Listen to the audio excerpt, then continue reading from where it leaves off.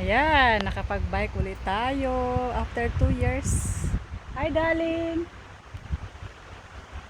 Ayan, kasi nga, puro tayo work, work, work. Ayun. Yeah.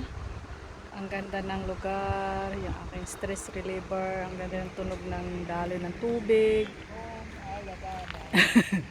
Uwi na daw kami.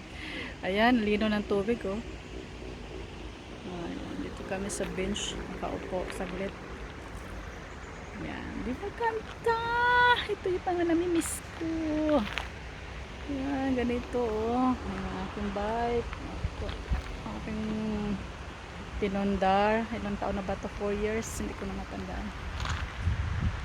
Ayan, ang baby line. Ayan lang. Para lang may remembrance na nag-bike ako. First time in 2 years, ha.